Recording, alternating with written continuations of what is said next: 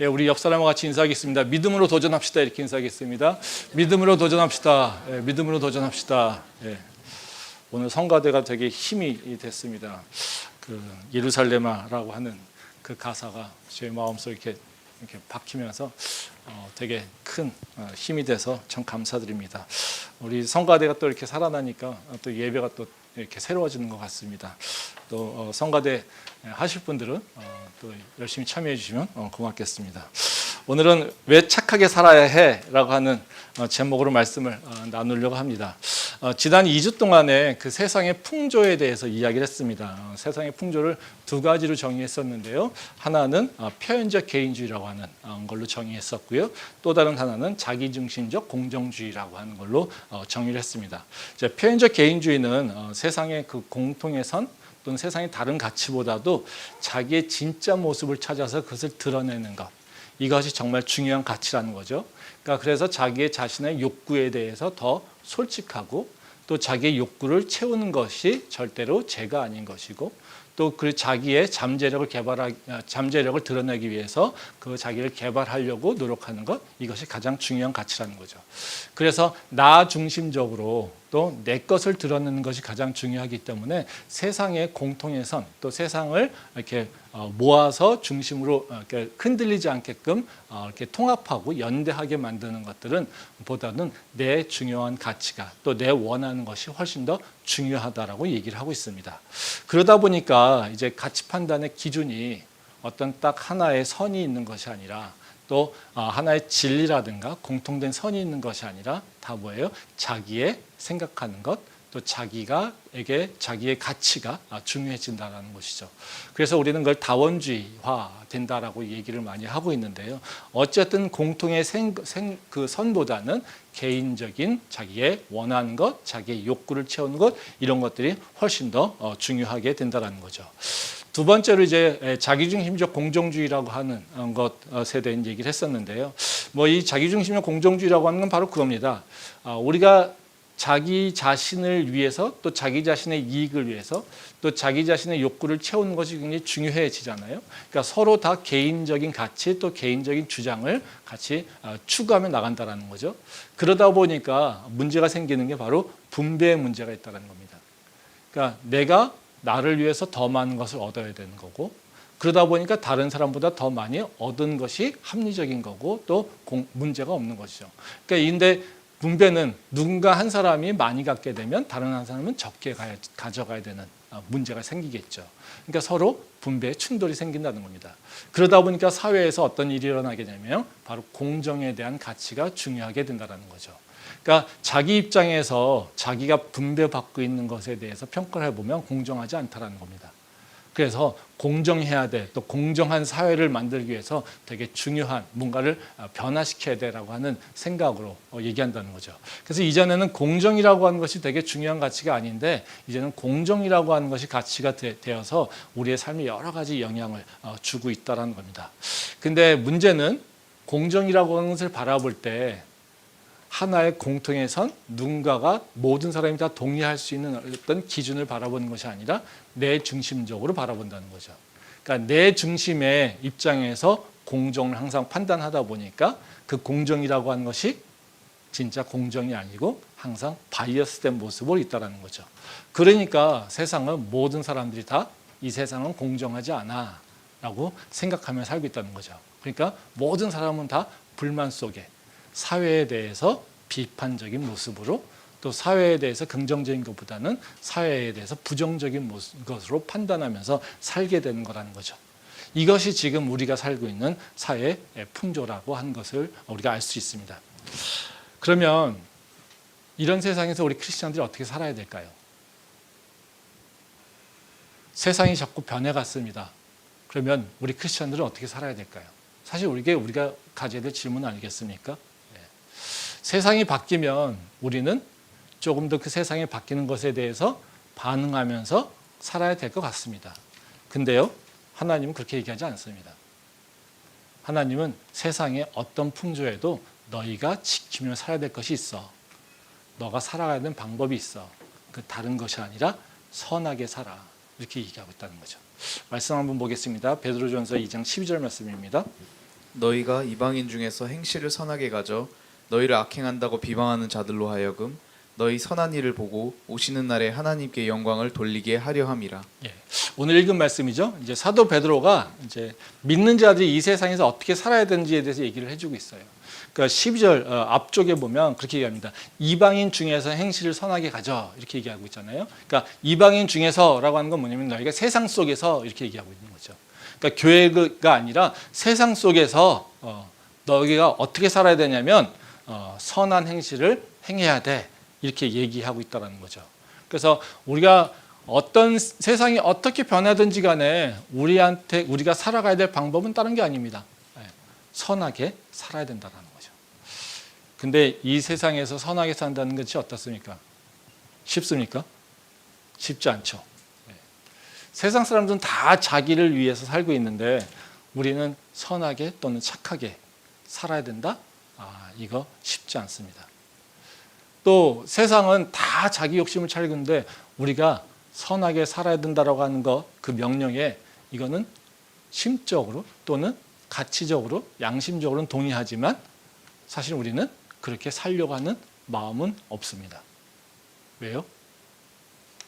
선한 행동을 하는 것이 쉽지 않고 그리고 선한 것에 대한 그 정의가 우리는 조금 더 구체화돼 보면은 손해 보는 거고 그리고 내가 싫은 것을 해야지 되는 거고 내가 뭔가 피해를 봐야 되는 걸로 생각하기 때문에 그렇다는 거죠. 우리한테 머릿속에 갖고 있는 선한 일, 착한 일이라고 하는 것은 어떻게 생각합니까? 내가 피해 보는 걸로 생각해요. 세상 사람들이 다 자기의 이익을 찾고 있는데 나는 내 이익을 위해서 살지 말아야 될 것 같아요. 또 착하게 살려면 다른 사람들이 막 주장하면 그냥 줘야 될 것 같아요. 다른 사람들이 잘못해도 싫은 소리 하면은 안 될 것 같아요. 온유하고 화평하라고 했으니까 다른 사람한테 싫은 소리, 쓴소리 하는 거 이거는 그렇게 선한 행동 같이 보이지 않아요. 또 서로 불이한 일이 있을 때도 뭔가 이렇게 다른 사람들과 충돌을 하고 싸우면 내가 뭔가 선한 행동을 하고 있는 것 같지 않아요. 그래서 우리는 어떤 생각이 같습니까? 하나님께서는 우리에게 선하라고 살지만 그 선한 것을 이루기는 너무 힘들어. 그래서 말씀으로는 당연히 그렇게 해야겠지만 그냥 어쩔 수 없잖아. 우리는 연약하잖아. 우리는 못하잖아. 우리는 안 되잖아. 그래 우리 한계가 있잖아. 그리고 우리는 그거를 밀어놓고 우리 방식대로 살아간다는 거죠. 그리고 우리가 하는 일은 뭡니까? 세상에서 세상 사람들과 똑같이 살고 어쩔 수 없지. 그냥 하나님한테 와서 하나님 내가 세상에서 이렇게 잘못했어요. 내가 연약해서 그래요. 믿음이 부족해서 그래요. 내가 힘이 없어서요. 능력이 없어서 그렇대요. 그래서 이렇게 또 선하지 않게 살았습니다. 이러고 우리는 회개하는 걸로 만족하고 또 가서 똑같은 모습으로 산다는 거죠. 그게 우리의 모습 아닐까요? 근데 이런 모습을 살고 있는 것을 하나님께서 기뻐하실까요?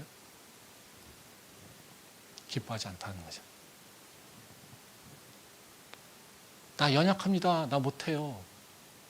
라고 하는 것이 정말로 핑계가 될까요? 법정에서 심신미약이면은 모든 것이 다 되는 거니까 우리도 내 심신이 연약해서 어쩔 수 없습니다. 하나님 하면 그래 어쩔 수 없구나. 사랑하는 데 따라 내 아들아 이러게 될까요? 이거는 근본적으로 잘못된 생각이라는 거죠. 근데 이런 행동이 반복되는 이유는 뭐냐면요. 우리가 선한 일이라고 하는 것에 대해서 좀 잘못된 개념을 갖고 있다는 거예요. 선한 것을 행동하게 되면 손해봐야 되는 것 같고 내가 뭔가 불의를 참아내야 되는 것 같고 내가 피해받는 것도 내가 감당해야 되는 것 같고 내 이익을 구하면 안 되는 것 같고 그러니까 우리는 그 선한 것이라고 하는 것은 내가 도저히 이룰 수 없는 것이라고 생각하고 있다는 거죠. 그러니까 선한 것을 행동하기 위해서 나는 고민하거나 노력하거나 내 의지를 바라지 않는다는 거예요. 그냥 미리 포기해버린다는 거죠. 근데 한번 생각해 보십시오. 우리가 생각하고 있는 화내지 않는 것, 다투지 않는 것, 다른 사람의 요구사항을 다 들어주는 것, 이런 것을 착한 일, 선한 일이라고 하는데 과연 이것이 선한 일일까요? 다른 사람들에게 너 착하다라고 하는 소리를 들으면 나는 진짜 착한 사람일까요? 그렇지 않다는 거예요. 예수님이 화 안 내셨습니까? 예수님이 분노 안 하셨습니까? 예수님이 다투지 않으셨습니까? 예수님은요, 욕도 잘하셨어요. 그렇죠? 예수님은요, 분노도 하셨어요. 예수님은요, 굉장히 꾸짖으셨어요. 바리새인들한테 대화하시는 거 보세요. 예수님이 친절하십니까? 아니요, 친절하지 않아요. 예수님이 우리한테 보여주신 모습은요, 우리가 생각하고 있는 선한 일, 착한 사람, 그런 사람들의 모습하고 딱 맞지 않아요.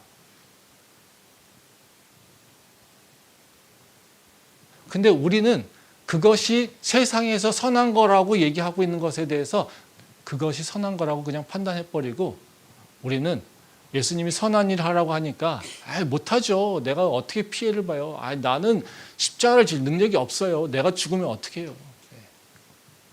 이러고 그냥 포기하고 만다라는 거죠. 근데 예수님의 행동은요, 우리가 생각하고 있는 선한 일, 착한 일, 어찌 보면 예수님의 행동은요, 착한 사람이라고 평가하기 어려워요. 사람한테 뭐라고 하십니까? 독사의 자식들을 얘기하잖아요. 그렇죠? 너희가 내 말 안 들으면 너희가 밖에서 이를 갈면 울게 될 거야. 이렇게 저주하시잖아요. 우리가 만약에 그런 얘기하면 우리가 선한 사람이라고 얘기할 수 있습니까? 도저히 이렇게 얘기할 수 없잖아요. 근데 예수님이 그러신다라는 거죠. 그렇다면 우리가 생각하는 선한 것과 성경이 얘기하고 있는 선한 것이 서로 다르다라는 거예요. 근데 우리는 성경에 대해서 생각하지 않고 세상에서 받고 있는 선한의 개념, 착함의 개념을 그냥 갖다 놓고 그리고 그것만 성경에서 선한 일 행동하라고 하니까 그냥 갖다 붙여놓고 세상 사람들은 더 굴복하고 있다는 거죠. 이게 문제라는 겁니다. 그래서 오늘 제가 나누려고 하는 말씀은 뭐냐면요. 선한 행동이 무엇인가 그 개념을 좀 생각해 보려고 하고요.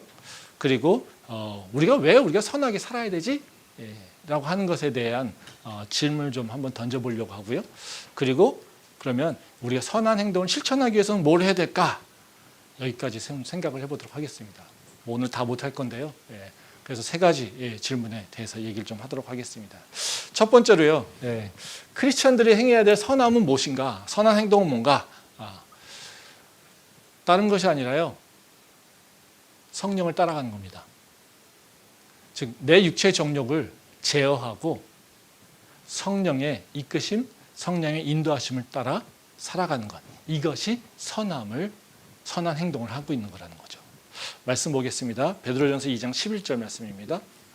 사랑하는 자들아 거류민과 나그네 같은 너희를 권하노니 영혼을 거슬러 싸우는 육체의 정욕을 제어하라.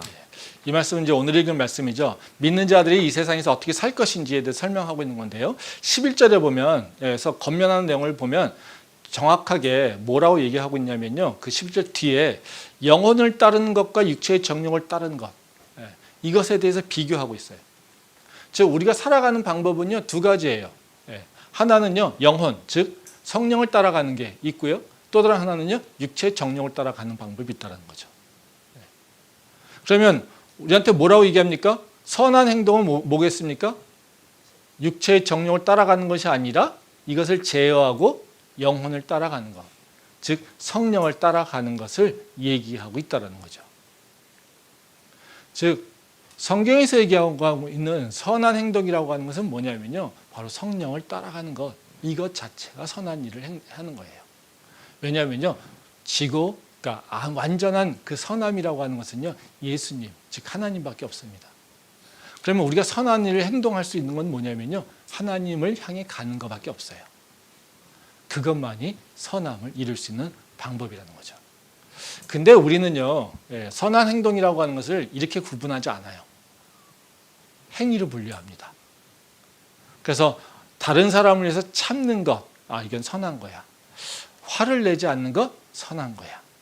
다른 사람의 불의를 보더라도 내가 그것에 대해서 직접적으로 그의 감정을 건들면서 혼내지 않는 것, 이것이 선한 거야. 다른 사람에게 친절하게 베푸는 것, 다른 사람들에게 굉장히 좋은 말을 해주는 것, 이런 것이 선한 것이야. 이렇게 행동한다는 거죠. 그래서 우리는 어떻게 선한 것을 얘기하고 있냐면요, 어떤 행위가 좋은 거야, 어떤 행위는 나쁜 거야. 그러면 어떤 행위를 하게 되면 이거는 선한 일을 하고 있는 거고, 어떤 나쁜 행위라고 정의하고 있는 것을 행하게 되면 우리는 나쁜 사람이야, 이거라는 거죠. 근데 이런 행동은 뭐냐면요, 율법주의적 사고에서 나온 사고입니다. 이 논리는요, 성경적 논리가 아니라 율법주의적 논리에서 나오고 있는 사고라는 거죠. 이건 잘못된 거라는 겁니다. 말씀 한번 보겠습니다. 마가복음 7장 18절에서 20절 말씀입니다. 예수께서 이르시되 너희도 이렇게 깨달음이 없느냐 무엇이든지 밖에서 들어가는 것이 능히 사람을 더럽게 하지 못함을 알지 못하느냐 이는 마음으로 들어가지 아니하고 배로 들어가 뒤로 나감이라 이러므로 모든 음식물을 깨끗하다 하시니라 또 이르시되 사람에게서 나오는 그것이 사람을 더럽게 하느니라. 예. 이 말씀은 이제 손을 씻는 전통, 장로들의 전통에 대해서 얘기하는 겁니다. 유대인의 장로들이 예수님의 제자들한테 쟤네는 밥 먹기 전에 손을 안 씻네요. 예수님 당신 제자들은요 되게 더럽네요. 정결하지 못해요. 식사하기 전에 손을 제대로 안 씻어요. 율법에는 분명하게 식사하기 전에 손을 씻고 깨끗한 음식을 먹으라고 하는데 그렇지 않네요. 당신들 손이 더러우면 그 모든 음식이 다 더러워지기 때문에 당신들은 정결한 사람이 될 수 없습니다. 이렇게 얘기하고 있어요. 그랬더니 예수님이 이 얘기로 얘기하시는 거예요. 즉 장로들이 더럽다라고 하는 것은 뭡니까? 음식은 어떤 거는 거룩한 것, 어떤 건 더러운 것. 그렇죠? 또 너의 육체, 너의 손이 더러운 거니까 그 더러운 것과 접촉이 됐으니까 그 음식은 더러운 것. 그러니까 너가 더러운 음식을 먹으면 너는 더러운 인간. 이렇게 되는 것이죠. 그래서 밖에 있는 것을 모든 것을 다 이거는 좋은 것, 즉 깨끗한 것, 이거는 더러운 것. 구분을 해놓고 그것을 취하는 것에 따라서 내가 더럽냐 깨끗하냐를 결정한다는 거죠. 근데 예수님이 뭐라고 하십니까? 모든 음식은 깨끗해. 이렇게 얘기하죠. 모든 음식은 깨끗해. 더러운 건 너희 속 안에서 나오는 거지. 육체의 정욕에서 나오는 거지. 이렇게 얘기하고 있다는 거죠. 지금 음식에 대해서 장로들이 판단하는 것의 논리적 구조는 어떻습니까? 밖에서 미리 깨끗한 것, 더러운 것을 정해놓고 그걸 취하는 것. 우리가 생각하고 있는 선한 것도 어떻습니까? 선한 행동, 선하지 않은 행동. 이걸 정해놓고 이것을 선한 행위를 하면 나는 선한 사람. 그 선하지 않다라고 생각하는 행위를 해버리면 나는 선하지 않은 사람. 이렇게 분류하고 있다는 거죠. 율법주의 사고와 아주 동일한 논리 구조를 갖고 있다는 거죠. 우리는 선택의 문제가 아니라요, 사실 무엇을 따르냐의 문제입니다. 우리가 착하고 또는 선하고 선하지 않고 이것의 문제는요, 내가 어떤 거를 선택해서 취하느냐 이것이 아니라요,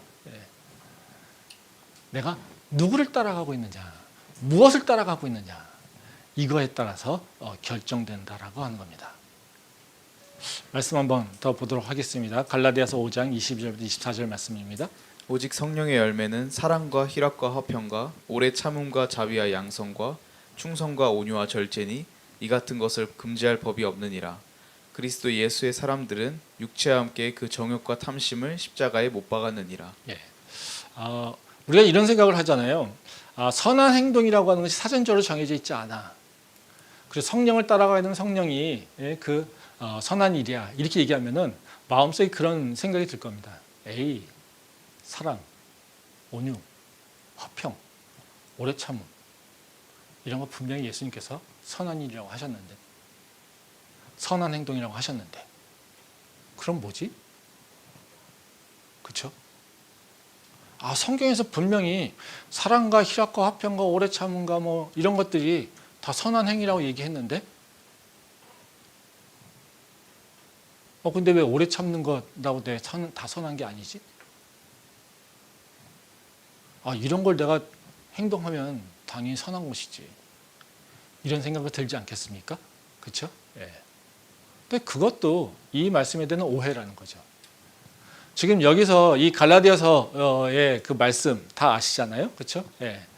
여기 보게 되면 너희가 사랑해라, 그러니까 서로 기뻐해라, 서로 화평하게 지내라, 너 오래 참아야 돼.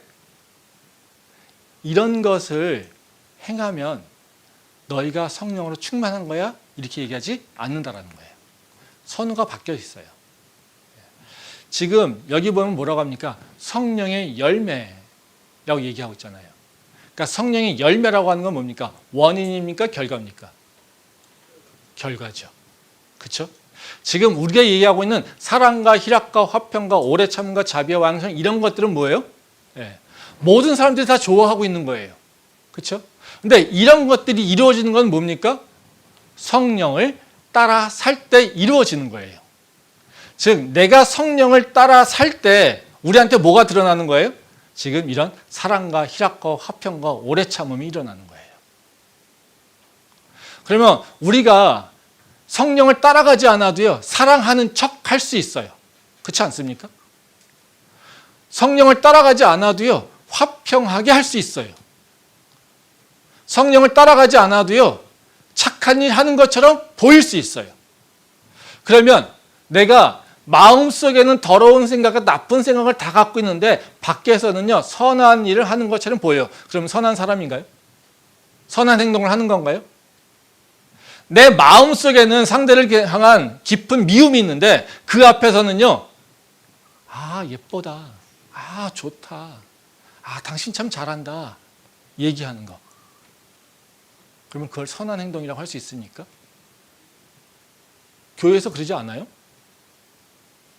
마음속에 밉고 저 인간 정말 저 인간 때문에 교회 못 다니는데 그러면 오면요, 자매님 형제님 너무 이뻐요. 오늘 또 교회에서 이렇게 만난 게 너무 좋습니다. 얼굴을 싹 다 가리고 그러다가 참지 못하면 폭발하는 거잖아요. 그래서 교회 깨지고 그런 거를 우리가 선한 행동이라고 얘기할 수 있겠습니까? 그들이 얘기하고 있는 바로 그들이 행하고 있는 사랑과 희락과 오래 참음과 자비와 양선 이런 것들 다 뭡니까? 성령을 따라가는 게 아니라 왜 그렇게 가면을 썼겠습니까? 육체의 정령을 따라가기 때문에 그렇다는 거죠. 핵심은 뭐냐면요, 내가 어떤 행위를 하느냐가 그것에 따라서 내가 내 모습이 결정되는 것이 아니라요, 내가 지금 누구와 함께 있는가, 누구의 길을 갖고 있는가, 이것에 따라 결정된다는 거예요. 지금 이 말씀도 사랑과 희락과 화평과 이 모든 것들은 다 누구도 그건 거부하지 않아. 그러니까 너희가 온전하게 성령을 따라가게 되면 어떤 상황 가운데서도 너희는 사랑할 수 있어. 너는 어떤 상황 가운데서도 기뻐할 수 있어. 너는 어떤 상황 가운데서도 다른 사람을 품을 수 있어. 다른 사람에게 자비를 베풀 수 있어.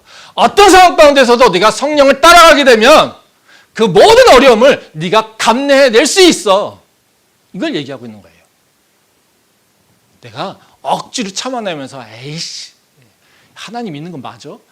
내가 저 인간 때문에 지금 고통받고 있는데 이러면서 참아내는 것은 성령을 따라서 참아내는 게 아니라는 거예요. 그건 절대 선한 행동은 아니라는 거죠. 선한 행동이라고 하는 것은 뭐냐면요, 성령께서 나한테 뭘 원하실까? 성령께서 나한테 지금 이 상황에서 무엇을 기대하실까? 이것을 고민하면서 내 욕심, 내 욕구, 내 이익 이런 것보다 먼저 성령의 인도함을 받아들이고 그걸 실천하려고 하는 것, 이것이라는 겁니다. 그래서 우리는요, 원래 착한 사람 없어요. 그리고 내가 조금 선한 일 한다고요? 착한 사람 아니에요. 언제 우리는 착하냐면요, 성령님과 동행할 때 착해져요. 성령님과 동행하는 사람이 착한 사람이에요. 내 욕구와 내 원하는 거, 내 이익을 넘어서 성령님과 동행하는 사람이 착한 사람이에요. 그 이외에는요, 착한 사람이 아니에요. 그러니까 어때요? 착한 행동 좀 하고 나면 어때요? 다른 사람들보다 뭔가 좀 의롭다고 하는 행동을 하기는 어때요? 내 마음속에서 어떤 마음이 있습니까? 나는 착하지? 그런데 옆 사람은요? 아유, 저 인간 저런 것도 안 해. 그런 사람을 착하다고 할 수 있겠습니까? 할 수 없어요. 할 수 없어요. 오히려 성령을 따라가게 되면요, 어떤 생각이 드냐면요, 내가 착한 행동을 하면 뭐 어떻게 할까요? 성령님 감사합니다. 나 같은 인간이 이런 일을 할 수 있게 해주셔서 감사해요. 아, 내가요 저 인간 진짜 미웠는데요, 아, 성령님께 이 문제 가지고 기도하면서 성령님을 따라갔더니요, 그래도 저 인간한테 분노하지 않았어요. 저 인간을요 마음속에 저주하고 싶었지만요, 아, 내가 저 인간을요 저주가 하는 것이 아니라 기도하고 불쌍한 마음이 생겼어요. 이렇게 고백하며 하나님한테 감사할 수 있는 게 바로 착한 사람이라는 거예요. 착함에 대해서 우리는 좀 다른 개념을 좀 가져야 될 필요가 있습니다. 그래서 착함은요, 행동을 행한 것, 행위가 분리돼서 그 행위를 한 사람이 착한 사람이 아니라요, 성령님과 동행하는 사람이 착한 사람이라는 것을 다시 한번 기억하길 바랍니다. 그렇다면 우리는 왜 착하게 살아야 될까요? 왜 착하게 살아야 될까요? 이게 명령이니까 당연히 지켜야 된다고 생각하니까, 예? 우리는 이게 좀 편하지 않지 않습니까? 저 세상 인간들은 자기 이익 위해서 사는데 우리는 왜 저 인간들을 위해서 희생해야 되지? 우리는 왜 저 인간들을 위해서 내가 손해봐야 되지? 이런 생각 들지 않겠어요? 저도 들어요. 목사님 저도요. 맨날 그거 가지고 싸워요. 내 마음속에 미움이 있는데. 근데 우리는 왜 선한 것이라고 하는 것에 관심 갖고 왜 선한 일을 하기 위해서 우리는 고민해야 될까? 당위적인 거죠. 그 이유는 다른 것이 아니에요. 우리는 그렇게 부름받았어요. 즉 나는 어떤 존재냐면요, 하나님의 복의 통로로 부름받았기 때문에 그래요. 나를 통하여서 하나님의 복이 드러나고 나를 통하여서 하나님의 축복이 내 주변 사람들에게 전달되기를 원하시기 때문에, 그것이 바로 선한 행동이 고리기 때문에 그래요. 말씀 한번 보겠습니다. 베드로전서 3장 8절과 9절 말씀입니다. 마지막으로 말하노니 너희가 다 마음을 같이하며 동정하며 형제를 사랑하며 불쌍히 여기며 겸손하며 악을 악으로 욕을 욕으로 갚지 말고 도리어 복을 빌라. 이를 위하여 너희가 부르심을 받았으니 이는 복을 이어받게 하려 하심이라. 이 베드로전서는 2장부터 2장 11절부터 선한 행동에 대한 얘기를 3장까지 계속 하고 있어요. 그래서 이걸 한 쌍으로 사실 같이 봐야지 됩니다. 근데 여기서 이제 선한 행동이 뭔지에 대해서 얘기를 하고 있는데요. 이 8절과 9절에 보게 되면 특히 이제 그런 얘기합니다. 이제 형제를 사랑하며 어려운 사람을 불쌍히 여기며 겸손하며 악을 악으로 욕을 욕으로 갚지 말고 오히려 복을 빌라, 이렇게 얘기하고 있어요. 그렇죠? 그러니까 우리한테 너희가 해야 되는 게 뭐냐면요, 바로 다른 사람이 악하고 다른 사람이 너희한테 잘못해도 너는 그들에게 위해서 복을 빌어야 돼, 이렇게 얘기하고 있어요. 그런데 그 9절 뒤쪽에 보면 뭐라고 합니까? 복을 빌라라고 얘기하면서 그걸 뭐라고 합니까? 이를 위하여 너희가 부름을 받았어, 이렇게 얘기한다는 거죠. 즉 우리가 하나님에게 부름받았어요. 뭘 위해서 부름받았을까요? 나를 통하여서 하나님 지금 어떻게 해요? 그들을 위해서 중보하라고 부름받았다는 거예요. 하나님이 나를 부르신 목적이 그거라는 거예요. 근데 이걸로 끝나지 않죠? 이는 복을 이어받게 하려 하심이라. 즉 내가 복의 상속자가 되게 하게 하신다라는 거예요. 그럼 이 말씀은 뭡니까? 우리가 바로 형제를 사랑하며 악을 악으로 욕을 욕으로 갚는 것이 아니라 오히려 우리에게 악을 행하는 자들, 우리에게 욕을 행하는 자들에게 똑같이 악과 욕으로 반응하는 것이 아니라 그들을 위해서 복을 빌라는 겁니다. 근데 그 이유는 다른 것이 아니라 너희는 누구냐면 내 복이며 너희를 통하여서 내 복이 흘러가기를 원해. 즉 나를 뭐로 부르시냐면 복이며 복의 통로로 부르셨다는 겁니다. 말씀 한번 보겠습니다. 창세기 12장 1절부터 3절 말씀입니다. 여호와께서 아브라함에게 이르시되 너는 너희 고향과 친척과 아버지의 집을 떠나 내가 네게 보여줄 땅으로 가라. 내가 너로 큰 민족을 이루고 내가 복을 주어 내 이름을 창대하게 하리니 너는 복이 될지라. 너를 축복하는 자에게는 내가 복을 내리고 너를 저주하는 자에게는 내가 저주하리니 땅의 모든 족속이 너로 말미암아 복을 얻을 것이라 하신지라. 이 말씀 다 아시는 말씀이죠. 하나님이 아브라함을 부르실 때 하신 말씀이에요. 이 말씀의 핵심은 뭡니까? 하나님이 아브라함에 대한 약속을 얘기하시는 거잖아요. 근데 그 약속이 딱 두 가지입니다. 하나는 뭡니까? 하나님이 아브라함에게 복을 주겠다라는 겁니다. 또 다른 건 뭡니까? 모든 족속이 너를 인해서 복을 받게 할 거다, 이런 얘기예요. 지금 똑같은 얘기죠. 하나님이 아브라함을 부르셔서 아브라함을 변화시키는 것은 어떤 일이냐면 바로 하나님이 아브라함을 축복해서 아브라함이 하나님의 축복을 누리게 하시는 것, 이것이 하나가 있어요. 근데 또 다른 하나는 뭡니까? 거기서 끝나는 것이 아니라 하나님이 아브라함을 변화시키셔서 아브라함을 통하여서 모든 족속이 다 하나님의 복을 누리게 하시겠다는 거예요. 즉 복이 되고 복의 통로가 되게 하는 것. 지금 우리가 봤던 그 베드로전서 3장의 말씀하고 동일한 얘기죠. 너희가 부르신 이유는 뭐냐면 너희가 복의 통로가 되게 하기 위해서. 또 너희가 이 복의 통로가 되는 것은 너희가 이미 복의 상속자가 되게 하기 위해서. 즉 다시 말하면 뭐예요? 우리가 흘러내려오는 복을 받을 뿐만 아니라 그 흘러내려오는 복을 또 내 주변에다가 전하기 위해서. 이거라는 거예요. 이 말씀은요, 바로 우리가 선하게 살아야 되는 당위성뿐만 아니라 선한 행동이 무엇인지를 잘 보여주고 있는 말씀입니다. 우리가 선한 행동이라고 하는 것은 어떻게 볼 수 있냐면요, 바로 다른 사람을 이롭게 하는 거예요. 하나님의 복을 나누는 거잖아요. 하나님의 복은 어때요? 그 사람을 고통 가운데 아픔 가운데 하는 것이 아니라 이롭게 하는 거예요. 또 그 사람에게 점점 미래에 나쁘게 악화되는 모습으로 주는 것이 아니라 그 사람을 이제는 새 생명을 누릴 수 있도록 일어나게끔 하는 것, 이것이에요. 즉 다시 말하면요, 그 사람에게 이로운 것이 뭘까라고 하는 것을 고민하고 하는 거라는 거죠. 그래서 때로는요, 예수님께서 바리새인들이나 아니면 다른 자들에게 되게 차갑게 또는 그들에게 분노하고 화냈던 것들. 여러분 생각해 보세요. 간음하는 여인이 잡혀왔어요. 예수님이 간음한 여인한테 사랑으로 품어주셨습니까? 그렇게 품어주셨습니까? 아니요. 예수님은요, 그 여인을 품지 않으세요. 그 여인을 구해줬죠. 그리고 뭐라고 하십니까? 다시는 죄짓지 마.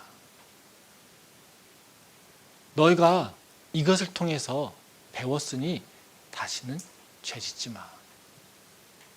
뭡니까? 그 여인이 이롭게 되는 방법이 뭔지를 얘기하고 있는 거예요.